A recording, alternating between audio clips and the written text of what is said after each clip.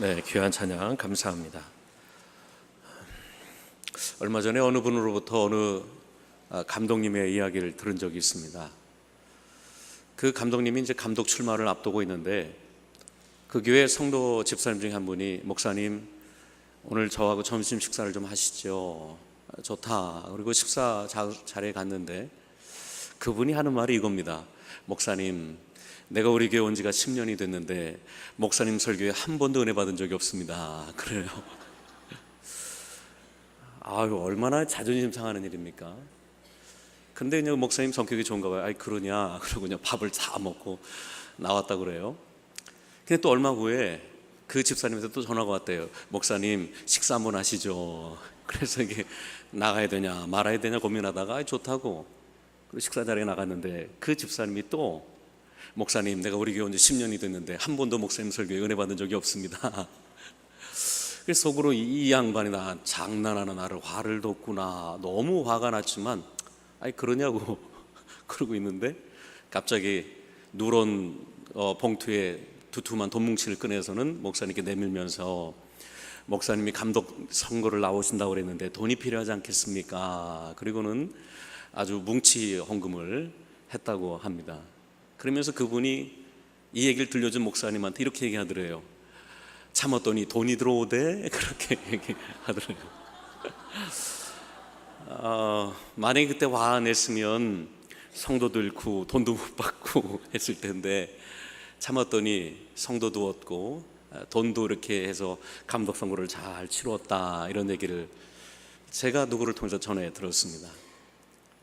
만약에 그때 반응을 그러시냐라고 겸손하게 온유하게 반응하지 않고 혈기내고 분노해서 니까지 껴서 이렇게 얘기하냐라고 만약에 나갔다 그러면 아마 상황은 전혀 다르게 벌어졌을 것입니다. 이처럼 우리가 어떤 사건에 대해서 어떤 반응을 하느냐에 따라서 우리 인생의 큰 영향력은 달라지게 되는 것이죠. 빅터 프랭클이라는 그 의미 심리학자가 세계 2차 대전 때 게슈타포 나치에 의해서 처와 자식이 죽임당하고 그리고 옷을 홀라당 벗김당하고 그리고 결혼 바지까지 철저하게 다 벗겨졌지요. 이때 이 빅터 프랭클이라는 사람이 이렇게 스스로 다짐을 했다고 그럽니다. 너희들이 내 처와 자식을 뺏을 수 있고 내 옷을 벗길 수 있고 자유를 빼앗을 수 있지만 어느 누구도 나에게 뺏을 수 없는 한 가지가 있다. 그것은 지금 내게 일어나는 일에 대하여 내가 어떻게 할까라고 하는 이 반응에 대한 자유의지는 너희들이 결코 내게서 뺏을 수 없다라고 했습니다. 아마 우리 교인들은 여러분이 여러 번 들어봤을 거예요. 그러나 저는 앞으로 이런 유해 설교를 하게 되면 이런 예발을 앞으로 몇 번도 할 겁니다. 이보다 더 좋은 게 없으니까. 너가 내 처와 자식을 빼앗을 수 있고 옷을 빼앗을 수 있고 결혼 바지를 빼앗을 수 있지만 이 상황에서 내가 어떻게 할까? 화낼까? 절망할까? 낙담할까? 원망할까? 다시금 일어날까? 어떻게 할까? 라고 하는 이 선택의 자유만큼은 너희들이 결코 내게 뺏을 수 없다는 것입니다. 그러면서 그는 또 이렇게 얘기하죠. 똑같은 상황 속에서 어떤 사람은 병들어 시름시름 앓다 죽는 사람이 있는가 하면 어떤 사람은 악조건 속에서도 살아난 사람이 있는데 이 두 부류의 차이는 그 상황 속에서 어떤 의미를 그 속에서 찾을까 하는 그 자유야말로 똑같은 상황이지만 죽기도 하고 똑같은 상황이지만 살기도 한다는 것입니다. 참 의미 있다고 생각합니다. 똑같은 상황인데 똑같은 고난이고 어려움을 다 인생 중에 누가 편안한 사람이 있습니까? 여러분, 세상에 편한 사람이 있어요? 인생에 고난 없는 사람이 어디 있습니까? 염려 없는 사람이 어디 있습니까? 그런데 똑같은 상황인데 어떤 사람은 시름시름 앓다가 죽기도 하고 어떤 사람은 그 상황에서 이길 수 있는 것은 그가 그 상황에서 어떻게 할까 라고 하는 그 자유의지의 선택이야말로 그를 살리기도 하고 죽이기도 한다는 것입니다. 이걸 또 어떤 심리학자는 90대 10 법칙이다 이렇게 얘기를 해요. 인생의 성공의 90%, 인생의 실패의 90%, 이 90%는 어디서 나오냐? 인생에 당하는 고난과 좌절이라는 그 10%를 어떻게 선택하느냐에 따라서 그 사람이 90%의 인생을 성공하기도 하고 90%의 실패 인생을 경험하기도 한다라고 얘기하고 있습니다. 둘 다 종합해 보면 상황과 환경이 어떠하든지 간에 그 상황을 이길 수 있는 것은 결국 그가 어떤 선택을 하느냐, 어떤 반응을 선택하느냐에 따라서 그 선택의 반응이 그를 살리기도 하고 죽이기도 하고, 살 수 있는 상황에서 죽기도 하고 죽을 수밖에 없는 상황에서 살 수도 있게 만드는 것은 그가 그 상황에서 그만이 선택할 수 있는 자유를 어디에 그 자유를 쓰느냐에 따라서 살고 죽는 것이 있다는 것입니다. 물론 이 말은 그러면 삶의 성공과 실패가 내 손 안에 있다는 말이냐, 지극히 인본주의적인 얘기 때문에 하나님의 의지하고 하나님의 은혜로 살아가는 사람들에게 있어서는 어떤 면에서 좀 거부감이 들 수 있는, 지극히 인간적인, 성공과 실패가 내 손 안에 마치 있다고 하는 지극히 교만한 생각이라고 생각하는 분들이 있을는지 모르겠습니다. 그러나 하나님께서 인간을 창조하시고 인간이 어떤 운명과 어떤 기계적이고 어떤 아주 생각 없이 어떤 큰 힘에 의해서 이끌려가는 그러한 삶으로 우리를 지으신 것이 아니라, 하나님께서 인간을 지으시고 인간 속에 그 모든 걸 자유롭게 선택할 수 있는, 수용하고 거부하고 선택하고 거절할 수 있는 자유의지, free will, 자유의지를 우리에게 주셨기 때문에 먹을 수 있고 먹지 않을 수 있고 받아들일 수 있고 받아들이지 않을 수 있는 자유의지가 있기 때문에 우리에게 심판이 유효한 거 아니겠습니까? 거기에 대한 책임이 우리에게 있는 것을 생각한다면 이 빅터 프랭클의 그 말이라든가 90대 10의 법칙은 우리 그리스도인으로서 얼마든지 충분히 그럴 수 있다라고 얘기할 수 있겠죠. 누가 인생을 이렇게 얘기합니다. 인생은 B와 D 사이의 C다, 이렇게 얘기한 적이 있죠. 인생이 뭐냐? B와 D 사이의 C다라고 그랬습니다. B가 birth, 태어나서, D, death, 태어나서 죽음, 그 사이에 C, choice, 선택이 인생이다 하는 것이죠. 참 맞는 말입니다. 태어나서 죽기까지 우리는 수많은 선택과 수많은 상황과 환경에 대한 어떤 반응을 할 것인가, 그 반응의 선택이 지금 여러분을 여기까지 인도한 것이고, 앞으로도 여러분을 그렇게 여러분의 반응에 대한 자유가 여러분을 어떻게 인도를 하는지, 그래서 오늘 여러분이 선택의 반응에 대한 선택이 여러분을 만들어가게 될 것입니다. 이러면서 인생에는 세 가지의 반응이 있겠죠. 하나는 무조건적인 반응이죠. 그래서 우리가 마치 관절 아래를 고무망치로 땅 치면 그냥 무조건 이렇게 탁 튀어나오는 것처럼 무조건적인 조건 반사, 아주 그냥 자동적인 반사가 일어나는 반응이 있을 것입니다. 두 번째 반응은 이제 조건 반응이죠. 그래서 조건과 상황이 어떠냐에 따라서 반응이 달라집니다. 어느 연구자가 피실험자들한테 사진 한 장을 보여줍니다. 그리고 교회 바깥에 있는 사람들이 울고 있는 사진을 보여주면서 마음이 어떠냐, 슬프다라는 연구가 나왔습니다. 근데 이 실험자가 이렇게 설명해줘요. 여긴 교회고 지금 교회에서 결혼식이 일어났고, 결혼이 끝난 다음에 바깥에 사람들이 너무 결혼식이 너무 행복해서 우는 것이다 라고 했더니 그 피실험자들이 다 마음이 좋았다라고 하는 것입니다. 그것이 장례식이다라는 조건이 붙으면 사람은 슬퍼요. 그러나 그것이 결혼식 때문에 기뻐서 우는 것이다라고 한다면 방금 전에 슬펐던 사람들이 기쁘다라고 얘기하는 것입니다. 조건 반응이죠. 상황이 좋으면 하하하 웃고, 안 좋으면 울고, 조건에 따라서 생각을 하고 반응이 달라지는 것, 이게 조건 반응이다라고 말할 수 있겠죠. 이게 아마 여기까지 첫 번째, 두 번째가 보통 사람들의 반응일 것입니다. 배고프면 먹고, 화나면 성질내고, 그리고 상황과 환경에 따라서 반응이 달라지는 것은 우리가 보통 동물적인 반응과 이성적인 반응이라고 말할 수 있겠지만, 하나 더 나가서 우리에겐 또 어떤 반응이 있나 하면 의지적, 선택적 반응입니다. 어떤 조건과 상황을 뛰어넘어서 그 상황을 의지적으로, 의도적으로 선택할 수 있는 그 자유 반응, 저는 이걸 믿음이다라고 생각합니다.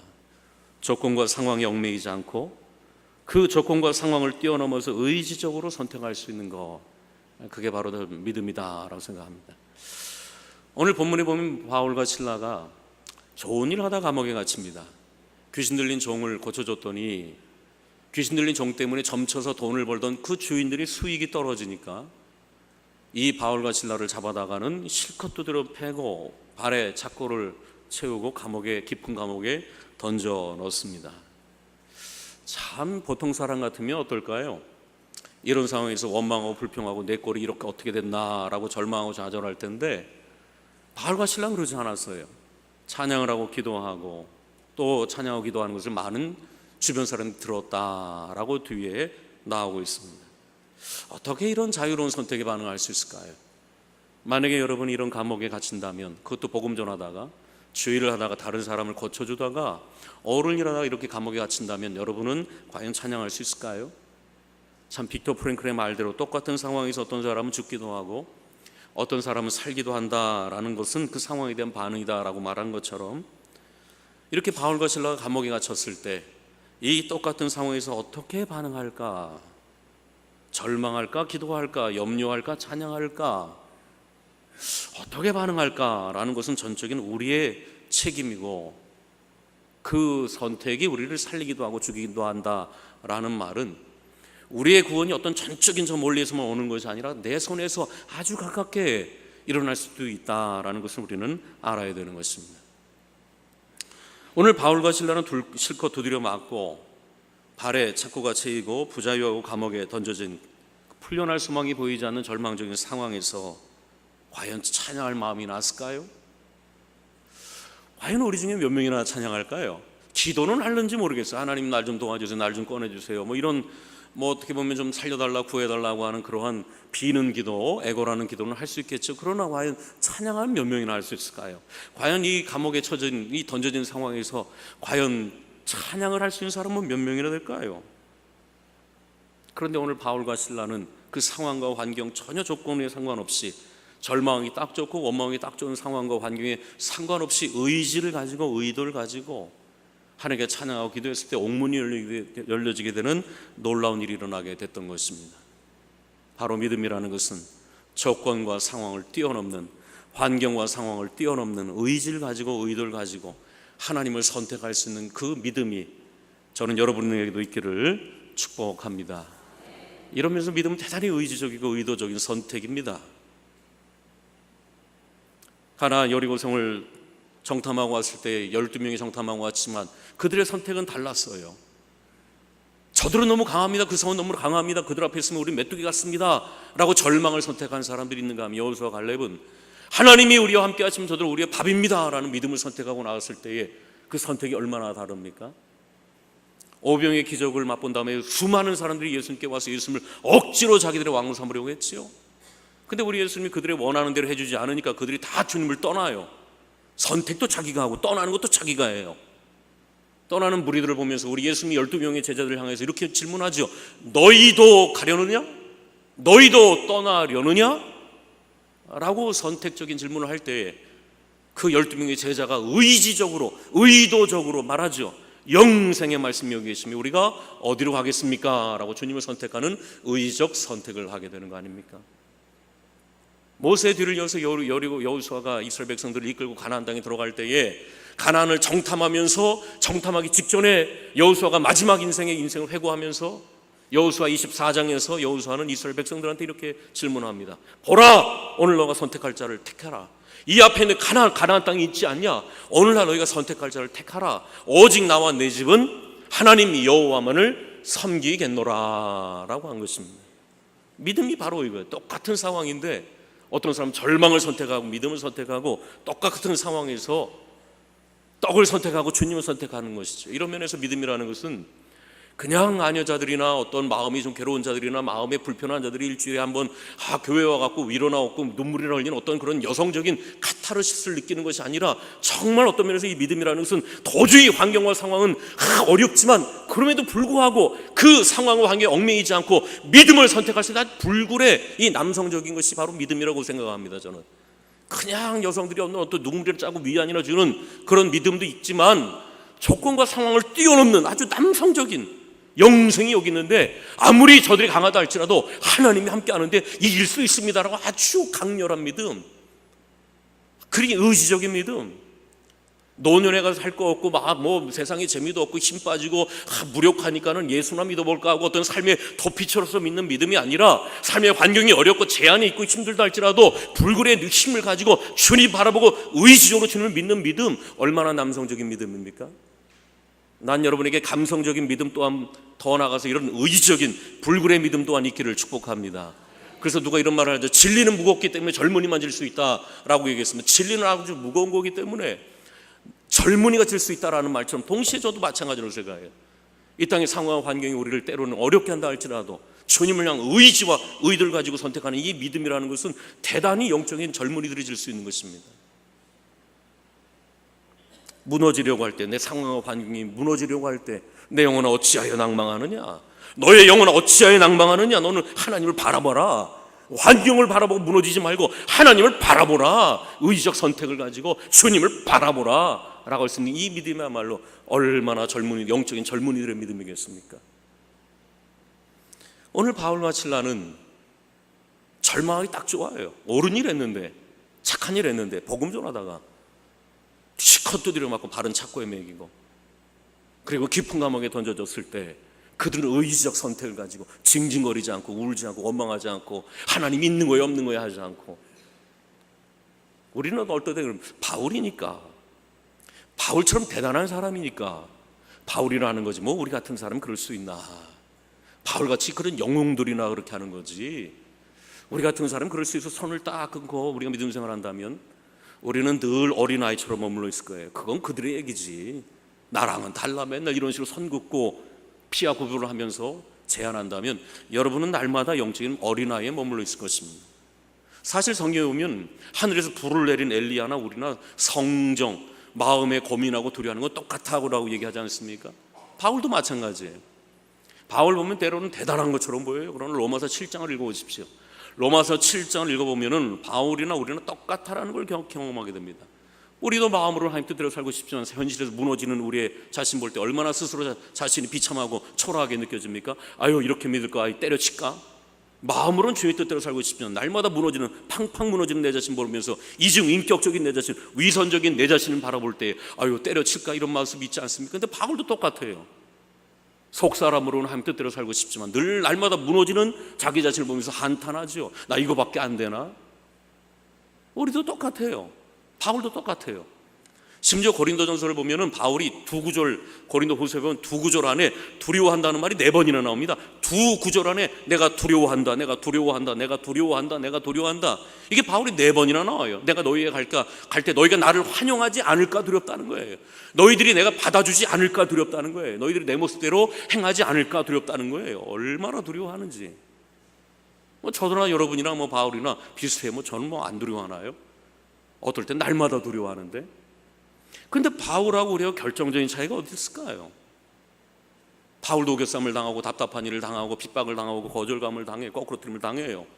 심지어는 너무 고난이 고하고 야, 살 소망이 없다, 살고 싶지 않다, 마음의 사형 선고가 내려졌다, 아, 살고 싶지 않다, 이럴 때, 그럴 때 보통 사람 그럴 때 아이 그럼 절망하자, 기도 안 하고 염려만 하고, 염려는 하는데 기도는 안 해, 걱정은 하는데 기도는 안 해.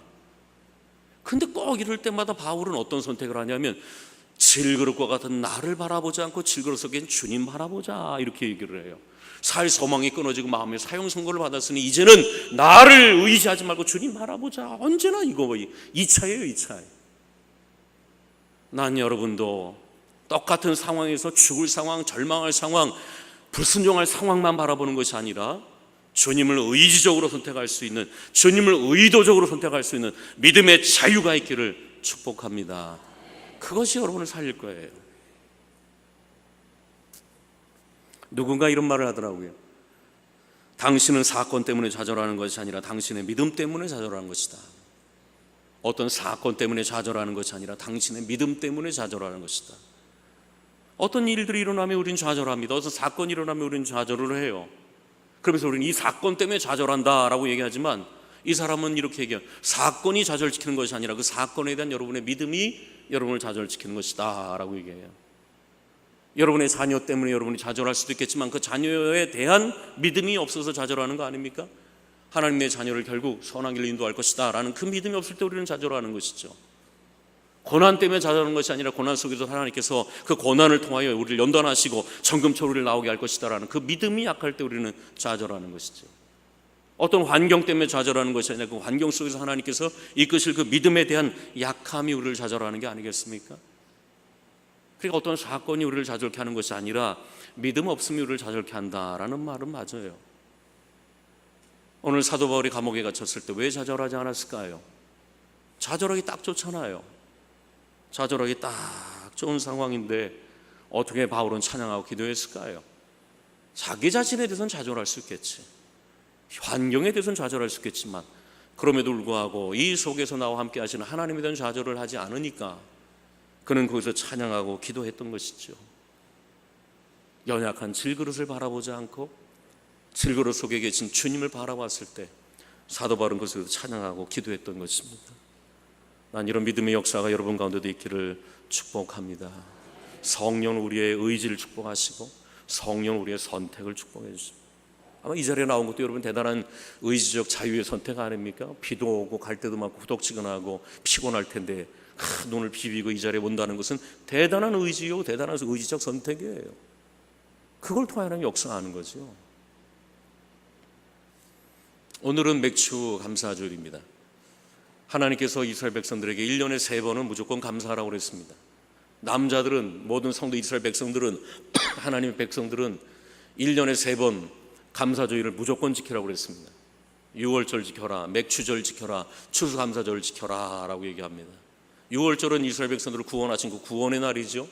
맥추절은 보리를 추수하는 그 절기, 첫 수확하는 날을 하나님께 감사절로 지키라라고 하는 것이죠.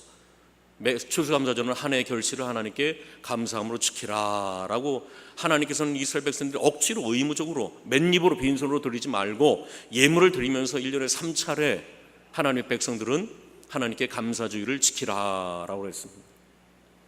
그래서 우리는 맥주절을 지켰고 특별히 한 주간을 새벽 특별 예배를 아주 드렸습니다. 아마 현대인들에게 맥주 감사주일은 별 의미가 없을는지 모르겠습니다. 아마 이 자리에 있는 여러분에게도 맥주 감사주일이 뭐 의미가 있나라고 맥주 감사 절기를 아주 등한히 여기고 절기 예물 같은 걸 아예 생각도 안 하는 분이 있을는지 모르겠어요. 그러나 맥주 감사주일은 첫 소득을 하나님께 드리는 것입니다. 지금 보리 농사도 안 짓는데 만약에 30-40년 전에 보리 농사 졌다면 그래서 뭐 보리고개 있다면야 맥주 감사주일이 뭐 의미가 있었겠지만 지금 보리도 안 짓는데 무슨 의미인가? 그럼 여러분은 추수감사를 똑같이 하겠지만 농사도 안 짓는데 무슨 의미인가? 6월절도 없는데 무슨 의미인가? 그걸 영적으로 해석이 되는 거 아니겠습니까? 부활절 우리 얼마든지 추수가 맥추절 첫 소득이다. 부활의 첫 소망이 되신, 생명의 첫 소망 되신 주님 의지하면서 우리가 그걸 생각한다면 왜 우리가 맥추절의 의미가 없겠습니까? 특별히 맥추절은 7월 첫 주에 꼭 드려요. 그렇다면 6월 마지막 1년의 전반기를 감사하고 1년의 후반기 또 후반기를 시작하는 이 맥추절을 잘 드린다면, 그래서 제가 아까 기도 때도 맥추절을 잘 드리는 사람이 추수감사절의 영광을 누릴 수 있다라는 것처럼 이 맥추절을 우리 하나님께서 우리가 허락하신 이유라 이처럼 여러 가지 우리 영적인 의미를 얼마든지 드릴 수 있다라는 것입니다. 이러면서 이 감사절을 지킨다라는 것은 어떤 상황과 환경에 좌절하지 않고 의도적으로 의지적으로 하나님께로 향한 그 믿음을 표현한다는 것은 지금도 우리에겐 대단한 의미가 있습니다. 오늘 이 자리에 맥주절을 드리는 여러분 중에 아마 삶의 환경이 넉넉지 않고 마치 바울처럼 감옥에 갇힌 어떤 염려와 근심에 감옥에 갇힌 분들이 있을는지 모르겠어요. 삶이 좌절스럽고 환경에 좌절스러운 분들이 있을는지 모르겠어요. 삶의 어떤 열매들이 보잘것없어서 맥주절을 크게 감사하지 못하는 분이 있을는지 모르겠습니다. 그럼에도 불구하고 우리가 이 감사절을 드릴 수 있다는 것은 내가 비록 주변의 상황과 환경에 좌절한다 할지라도 하나님에 대해서는 좌절하지 않겠습니다라는 믿음의 고백과 표현이 전 감사절이라고 생각을 합니다. 하나님 그래서 1년에 3번 무조건 마치 4분기마다 한 번씩, 사람이 이렇게 대단하지 않거든요. 얼마나 쉽게 좌절하는지 얼마나 쉽게 원망하는지. 근데 하나님 1년에 3번은 감사절을 무조건 지켜라 라고 하면서 너가 상황에 좌절할 수 있겠지만 의지적으로 의도적으로 하나님을 향하여 넌 좌절하지 않았다라는 것을 표현하는 표현의 방법으로 믿음의 선택으로 감사를 우리에게 지키라 라고 얘기할 수 있을 것입니다. 비록 삶이 우리를 속인다 할지라도, 비록 삶이 우리를 좌절케 한다 할지라도 나는 주님으로 인하여 아직 좌절하지 않았습니다. 이게 감사절이에요. 비록 농작물이 풍부하다 하지 않을지라도, 내 현실의 열매가 풍부하다 하지 않을다 할지라도 그 현실 때문에 좌절할 수 있을는지 모르겠지만 나는 하나님에 대해서는 여전히 신뢰가 있습니다. 이게 감사절 아닙니까? 비록 무화과나무가 무성치 못하고 포도나무 열매가 없고 감람나무에 소출이 없고 밭에 먹을 것이 없고 우리의 소와 양이 없다 할지라도, 그런 상황이 나를 절망케 한다 할지라도, 그런 빈약하고 메마른 상황이 나를 좌절하게 한다 할지라도 하나님에 대해서만큼 난 좌절하지 않겠습니다. 그리 아니하실지라도 나는 하나님에 대해서 좌절하지 않겠습니다 라고 할 수 있는 사람이 고백의, 믿음의 최고의 고백이 바로 감사라는 것을 믿는 여러분 될 수 있기를 축복합니다. 나의 삶과 상관없이 움직이는 주변의 메마름들, 주변의 팍팍함이 우리를 좌절시킬 때가 많아요. 옳은 일을 행함에도 불구하고 우리가 메맞는 현실, 발이 착고에 차이는 현실, 깊은 감옥에 던져지는 현실에 대해서 우리를 좌절할 수 있겠지요. 그러나 오늘 사도 바울은 그런 현실에 대해서, 아주 불합리한 현실, 부조리한 현실, 착고가 차이는 현실, 깊은 감옥에 던져지는 현실 속에서 나는 하나님에 대해서 좌절하지 않겠습니다 라고 하는 의지적이고 의식적인 결단이 바로 찬양하고 기도했을 때 그에게 놀라운 일들이 일어나게 됐던 것입니다. 여러분 삶의 좌절의 감옥에 좌절할 것입니까? 찬양할 것입니까? 저는 여러분에게 도전드리고 싶어요. 성도는 좌절에서 좌절로 끝나서는 안 되고, 고난으로 시작해서 고난으로 끝나면 안 됩니다. 거기서 의지적으로 물꼬를 틀어야 돼요. 좌절을 좌절로 물꼬를 그대로 이어가서는 안 됩니다. 고난을 고난으로 그대로 이어가서는 안 돼. 고난을 바꿔야죠. 간증거리로, 은혜거리로 바꿔야 되는 거 아니겠습니까?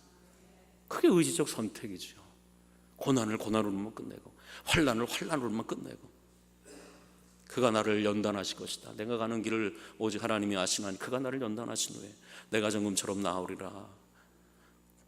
환난은 인내를, 인내는 연단을, 연단은 소망을 만들어 자꾸 의지적으로 바꿔야 되는 거예요. 바꿔야 되는 거예요. 감사절기는 우리가 누구인지를 표현하는 절기입니다. 감사절기는 내가 누구의 은혜로 살 것인가, 내 노력과 열심으로 살 것인가, 주의 은혜로 살 것인가, 여기까지 온 건 누구의 은혜인가, 앞으로 나는 누구의 은혜로 살아갈 것인가, 나는 누구의 도움 가지고 살아갈 것인가, 의식적으로 의도적으로 다시 돌아보고 선택하는 게 감사절기예요. 나는 지금 누구의 힘으로 살아왔나, 나는 앞으로 누구의 힘으로 살아갈 것인가, 나는 누군가, 오늘의 나를 있게 한 것은 누구의 은혜인가, 앞으로 나를 누가 이끌 것인가, 내 인생을 누가 나를 이끌 것인가, 감사절을 통해서 다시 확인하고 의식적으로 확인하는 절기, 이 감사절기예요. 여기까지 돌아온 건 누구의 은혜인가, 앞으로 난 누구의 은혜로 살아갈 것인가, 이 그리스도인이거든요. 그리스도인. 그냥 자기 그냥 땀이나 자기 열심으로 살아오는 것이 아니라, 여기까지 하나님 은혜로 살아왔고 앞으로도 은혜로 살아갈 거지, 그걸 돌아보고 다시금 의식적으로 의도적으로 확인하는 거, 그게 바로 감사절기에 주는 큰 유익이라는 것입니다. 아마 이 자리에 나오면 여러분 그럴 거예요. 아마 어떤 분들은 맥주감사 절기마다 그냥 그때는 빠지는 분들이 있어요. 뭐 절기에 예물 안 드리는 분이 있는지도 모르겠어요. 난 그분들의 믿음을 참 다시 돌아봐야 된다고 봐요. 난 지금 누구의 은혜로 살아왔나, 난 앞으로 누구의 은혜로 살아갈 것인가, 나는 누군가, 내 구원은 어디서 오나, 나를 인도할 분은 누군가. 비록 삶이 고단하고 팍팍하다 할지라도 의도적으로 의식적으로 지금 나는 어떻게 할까, 그걸 선택하는 것이 바로 감사라는 것입니다. 만약 오늘의 상황을 여러분 좀 바꿔봅시다. 만약에 바울과 실라가 감옥에 갇혔어요. 그리고 그는 찬양하지 않습니다. 기도하지 않습니다. 하나님에 대해서 화가 났어요. 하나님 뭐 하시나, 자기 자신에 절망하기 시작합니다. 그 우울해져요. 그러고는 신라는 바울을 향해 당신 나를 여기까지 끌고 와서 나 감옥에 갇혀 죽게 만드는구나. 그러고 신라는 바울을 공격하고 바울은 신라를 원망했다면, 과연 이 지진이 일어나고 옥문이 열리고 간수가 내가 어떻게 구원 얻겠습니까? 주 예수를 믿으라 그러면 너와 내 집에 구원을 얻으리라고 하는 이 놀라운 이 신앙 고백이 나왔겠습니까? 간수가 구원받았을까요? 그리고 바울과 실라가 정말 감옥에서 구원 얻었을까요? 아마 다 죽었을 거예요. 감옥에서 감옥으로 끝났을 것이고, 절망에서 절망으로 끝났을 것이고, 좌절에서 좌절로 끝났을 것입니다. 그런데 바울은 그 상황과 환경에 그걸 바꿔요. 의도적으로, 의식적으로. 그리고 찬양하고 기도했을 때, 찬양과 기도를 하나님께서 들으시고 받으시고, 거기에 성령이 역사하니까 지진으로 옥문이 열려지게 되고, 간수가 회개하게 되고, 놀라운 구원의 역사가 일어나게 됐던 것입니다. 여러분 인생도 어떻습니까? 의도적으로 의식적으로 바꿔가고 있습니까? 지선아 사랑해라는 그 이야기 아시죠? 이 지선아 사랑해, 이지선 양의 어머니가 선한목적교회 여장로님이신데, 이 이지선 양이 술 취한 사람이 모는 자동차에 사고가 나서 온몸이 불타다, 전체가 다 불타버렸어요. 그리고 눈만 떠놓고 온몸이 다 붕대로 감겨져 있는 중환자실에 들어갔는데 하루에 3번 30분씩 3번 면회가 허락됐다고 그러죠. 그래서 이지선 양이 어머니만 빼꼼히 바라보는 거예요. 엄마의 표정을 통해서 내가 어떤지, 내 상황이 어떤지, 내가 치료될 수 있는지, 그거를 엄마의 표정을 통해서 확인하고 읽으려고 열심히 엄마만 바라봤다고 그래요. 이걸 알고 엄마가 이 이지선 양 앞에서 태연하게 세상에 재밌는 일만 얘기하면서 너 아무것도 아니야, 너 나 할 수 있어 라는 표정과 행동을 했다고 그러죠. 그리고 나서 그렇게 30분 있다가 복도에 나온 다음에 아주 무너져서 울었다고 그러죠. 복도에 주전자 울었다고 그러죠. 나중에가 문제예요. 이제 중환자실에 있을 때는 30분씩 3번만 표정 관리하면 됐는데, 쇼만 하면 됐는데, 앞으로 일반실에 나와서 하루 종일 24시간 같이 있어야 될 때 표정 관리가 안 되지 않습니까? 절망스럽잖아요. 그럴 때 이 장로님이, 어머니가 기도했대요. 하나님께 어떡합니까? 난 하루에 30분 3번은 쇼할 수 있지만 하루 24시간 쇼할 수는 없습니다. 행복한 척할 수는 없습니다. 어떡합니까? 그때 하나님께서 하는 마음의 음성을 주셨다고 그러죠. 하루에 한 가지만 감사할 거리를 의식적으로, 의도적으로 좀 찾아봐라. 못하겠다는 거예요. 그래도 하나님께서 권면하는 거예요. 의식적으로, 의도적으로 하루에 한 가지씩만 감사거리를 찾아봐. 그래서 순종하는 마음, 믿음은 의지적 순종 아닙니까?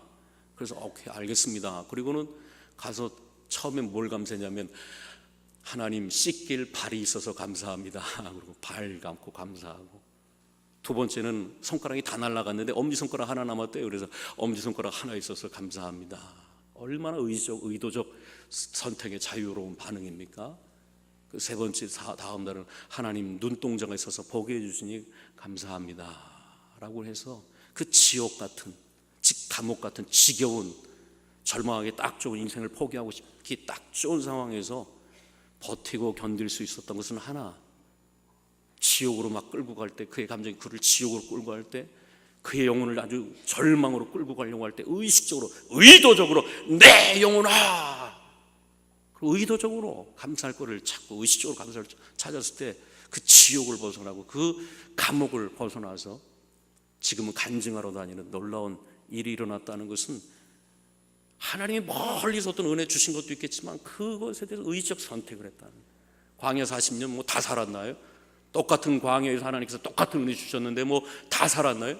죽기도 하고 살기도 한 것은 그가 의지적 선택과 의식적 선택으로 믿음을 자유롭게 선택했을 때 성령이 그 의지를 선택해 주셔서 주의 은혜를 함께한 거 아니겠습니까?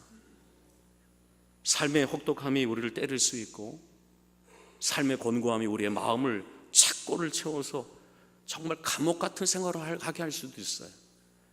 삶의 현실이 우리를 날마다 두드려 패지 않습니까? 이런 고난 저런 고난이 우리의 문제가 우리를 곧 두드려 패고, 염려로 우리의 마음이 착고가 딱 채서 마음이 블락킹이 걸려갖고 그냥 꼼짝달싹 못할 때가 있지 않습니까? 그래서 감옥에 처져 있는 느낌이 있을 때가 있지 않습니까? 염려할래요? 걱정할래요? 근심할래요? 아니면 의도적으로, 의식적으로 이를 악물고, 마치 새벽 예배냐 눈을 불뜨고 나오면 마치 그런 느낌이라고 할까? 어떨 땐 정말 하루가 천국과 지옥이 아주 그냥 가득 있지 않습니까? 그럴 때 정신 못 차리면 그냥 지옥의 나락으로 빠지는 거예요. 아주 절망의 나락으로 빠지는 거예요. 아주 우울의 감옥에 팍 처박혀 있지 않습니까? 그럴 때는 의식적으로 내 영혼아 어찌하여 낭망하느냐, 의식적으로, 의도적으로 주님 바라보는 여러분들 있기를 축복합니다. 감사는 아주 그래서 연약한 자들이 할 수 있는 게 아니야. 아주 믿음이 용사들, 주여, 저들이 아무리 강하다 할지라도 주님 바라보겠습니다. 다 떠나가도 주님 바라보겠습니다. 삶의 힘이 다 떨어도 주님 의지하겠습니다. 이 남성적인 믿음, 남성적인, 여성적인 아녀자들의 눈물이 짜는 믿음이 아니라 아주 남성적인 믿음, 남성적인 믿음. 감사절은 그래서 참 남성적인 믿음이에요. 남성적인 믿음. 옛날에 읽은 책 중에 이런 내용이 있어요. 모기에게 물리다니 얼마나 감사한 일인가. 올해도 모기에 물리다니. 이게 시한 구절이에요. 이게 하야꾸라고 그러나 일본의 시 한 구절인데, 모기에 물리다니 얼마나 운이 좋은가. 올해도 모기에 물리다니, 올해도 살아있다는 말이죠. 저는 여러분에게 동일하게 말하고 싶습니다. 맥주 감사절을 지켜다니 얼마나 감사한 일인가. 올해도 맥주 감사주의를 지켜다니 아직 살아있다는 것이고, 여러분이 아직 믿음 안에 있다는 것, 얼마나 감사한 일입니까? 자꾸 반발거리, 거절할 거리, 불순한 거리 찾지 마세요. 의도적으로. 정말 그 인생 메마를 겁니다. 맨날 메마를 거예요. 의도적으로, 의식적으로 자꾸 순종할 거리, 감사할 거리, 아멘할 거리를 찾아서 감사함을 넘칠 때 하나님 그 감사로 제사를 드리는 자를 영광스럽게 받아준다는 걸 믿기를 축복합니다. 기도합시다.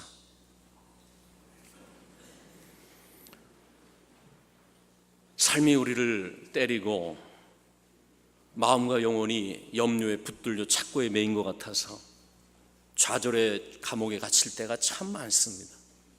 어떡하나 둘러가도 희망이 보이지 않을 때, 그때는 의지적으로 이를 악물고서라도 내 영혼아 라는 마음으로 찬양하고 기도할 때 하나님은 그 속에 그의 마음을, 그 의지를 축복해 주셔서 마음의 평화를 주시고 감사거리를 주시고 환경을 열어주시고 마음을 해소시켜 주셔서 하나님이 영광 받는 자를 하나님이 그냥 두겠습니까?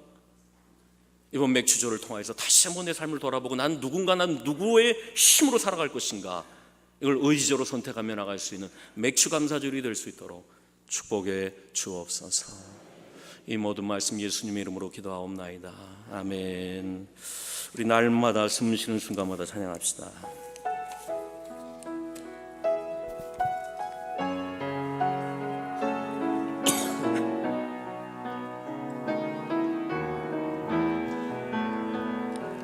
날마다 숨 쉬는 순간마다 내 앞에 어려운 일 보내 주님 앞에 이 몸을 맡길 때 슬픔 없네, 두려움 없네. 주님의 정의로운 손길 항상 좋은 것 주시도다. 사랑스레 아픔과 기쁨을, 수고와 평화와 안식을 날마다 주님 내 곁에 계셔. 날마다 주님 내 곁에 계셔 자비로 날 감싸 주시네. 주님 앞에 이 몸을 맡길 때 힘주시네, 위로함 주네. 어린 너를 품에 안으시사 항상 평안함 주시도다. 내가 살아 숨을 쉬는 동안 살피신다 약속하셨네. 우리 이 시간 기도합시다. 비록 여러분의 삶이 감옥과 같은 팍팍한 현실이라 할지라도 그 속에서 나는 어떻게 할 것인가, 믿음의 선택은 여러분 얼마든지 할 수 있습니다. 어떤 상황이든 나 믿음으로 선택하게 해달라고 믿음으로 승리하게 되도록 기도합시다. 또 리모델링을 위해서 두 가지를 놓고 우리 주여 한번 하고 통성을 기도합니다. 주여 사랑의 아버지 하나님 감사합니다. 오늘도 우리를 주의 제자리에 불러 모아주시고 오늘도 주여 믿음으로 선택하며 믿음으로 반응하며 감사함을 넘칠 수 있는 맥주 감사주의를 우리 가운데 허락해 주셔서 우리 감사를 드립니다. 이번 우리가 감사주의를 보낼 때마다 나는 누군가, 나는 누구의 힘으로 살아가는 것이며 나는 누구의 힘으로 살아갈 것인가, 나를 돕는 자는 누군가라는 그 선택의 기도 앞에 있고 우리의 삶이 우리가 어제 삶의 고난으로 인하여서 발이 묶이고 차고 묶이는 어떤 느낌으로 절망의 자도의 감옥에 갇혀 있을 때마다 우리는 원망 좌절한다면 감옥에서 감옥으로 갈 것이며 좌절에서 좌절로 끝나게 될 것입니다. 그러나 여기서 의도적으로 그 조건과 상황을 뛰어넘는 믿음의 선택을 자유롭게 할 때에 감옥문이 열리게 되고 시즌이 임하게 되며 하나님의 영광이 임하게 된다는 우리가 깨닫게 해주셔서 이번 맥주가 화요일을 통하여서 우리가 한 해를 살아오는 것 주의 은혜요 앞으로도 한 해를 살아오는 나머지 반년을 살아갈 때에도 주의 은혜로 살아갈 수 있는 믿음의 결단을 해나갈 수 있는 믿음의 성도들이 될 수 있도록 은혜 내려 주시어서 날마다 의식적으로 의도적으로 믿음의 선택을 자유로운 믿음의 선택을 행해 나갈 수 있는 놀라운 믿음의 영성을 감사하는 시사 있다고 그랬습니다. 우리 믿음의 성도들이 감사로 제사를 드리고 인생의 자꾸가 풀리게 하시고 마음의 가로등이 다 열려지게 하여 주셔서 주님의 놀라운 구원을 얻을 수 있도록 도와주시기를 원합니다. 우리가 미리 못 들린 공부하는 가운데 있습니다. 시인부들에게 지혜와 명철과 힘과 능력을 주셔서 안전사고 일어나지 않게 하시며 지혜와 명철 주셔서 그 모든 공사를 깔끔하고도 아름답게 마칠 수 있도록 은혜 내려주시고 이 공사를 통하여서 우리 교육과도 도움되게 하시며 믿음의 다음 세대와 우리 자녀들이 교육적인 환경이 더 좋아질 수 있도록 도와주시고 성도들의 교제와 우리 패들교회가 더 도약하는 귀한 마음을 기회가 될 수 있도록 은혜 내려주시옵소서. 많은 성도들에게 우리 지금 차원하는 마음 주시고 동참하는 심령 주셔서 이 모든 일들 통하여 하나님의 영광을 올려주시고 믿음의 신앙을 수 있도록 기간이 시작이 됐는데 이 상황기간에도 주여 영당하지 않도록 도와주셔서 하나하나 주님의 성령과 인도하심을 경험해 받을 수 있는 은혜로운 시간들이 될 수 있도록 우리 주님 역사하여 주시옵소서.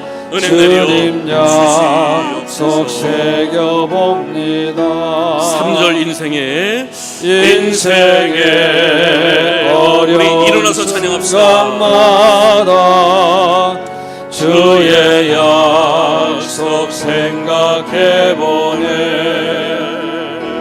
주님 속에 믿음 잃지 않고 말씀 속에 위로를 얻네. 주님의 도심 바라보며 모든 어려움 이기도다. 흘러가는 순간순간마다 주님 약속 새겨. 우리 3절 한 번 더 합니다. 인생의 어려운 순간. 인생의 어려운 순간마다 주의 약속 생각해보네. 주님 속에 믿음 잃지 않고 말씀 속에 위로를 얻네. 아멘. 주님의 도시 주님의 도심 바라보며 모든 어려움 이기도다. 흘러가는 순간순간마다 주의 약속 새겨봅니다. 이제는 우리 주 예수 그리스도의 은혜와 하나님 아버지의 크신 사랑과 성령의 감화감동 역사 교통하심이 똑같은 상황에서 좌절해서 좌절로 끝나지 않고 그 상황을 언제나 믿음으로 자유로운 믿음으로 믿음의 자유로 자유의 믿음으로 승리하며 나가길 원하는 모든 성도들 머리 위에 이제부터 영원토록 함께 하시기를 간절히 축원하옵나이다. 아멘.